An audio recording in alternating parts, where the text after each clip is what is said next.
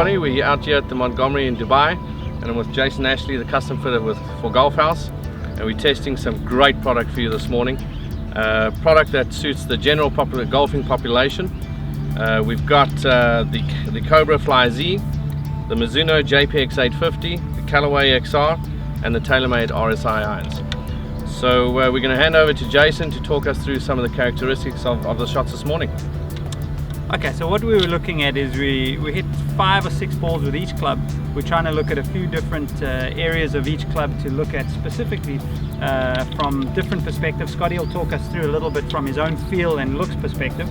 But purely from a numbers game, what we were really looking at are a couple of things here. We're looking at accuracy, we're looking at distance control, and then we're looking at ball flight, and then we're looking at ball speed. So all of those elements are going to be key factors. If we go through each club individually, there were certainly interesting numbers from each one.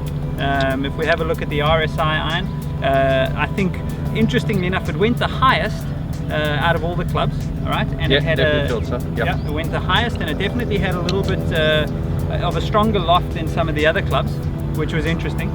It felt fast off the face. I don't know what the numbers are. It felt pretty fast. What were the others like? Yeah, I mean, in terms of the Fly-Z, the most consistently accurate golf club out of the lot was the Fly-Z. Yeah, that one felt great. Standing over the Fly-Z, I could put that in the bag.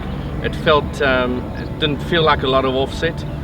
Top line was thick, but it didn't feel too big. So I really like the look of the Fly-Z out of all 4 of the golf clubs.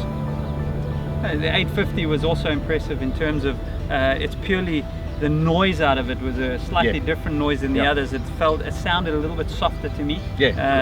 Great feel and sound to it. Had a strong ball flight. Strong ball flight. Yeah, it was actually the lowest out of the lot. So very interesting. And then the last one, which I would say would have been the interesting one for me, was the ball speed off the Callaway XR. It was substantially higher than the others. That's quite interesting because it felt spinny off the face, and that was surprising.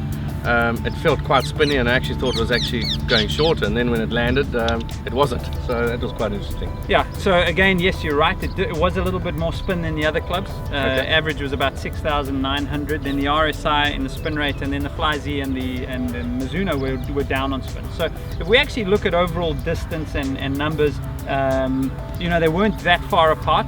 But the ball speed and consistency from a distance control perspective, the XR led that category comfortably.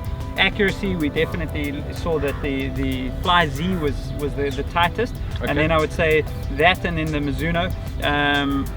But all in all, all of those clubs, I was very impressed by the actual consistency that you had in terms of the dispersion. Scotty's actually playing really well at the moment, so he's a good tester for us.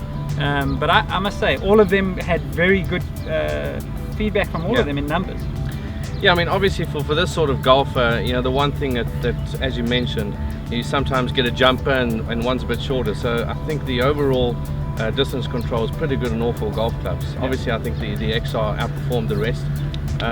But overall, really impressed with the irons. They really feel good, look good. Distance-wise, control is fantastic.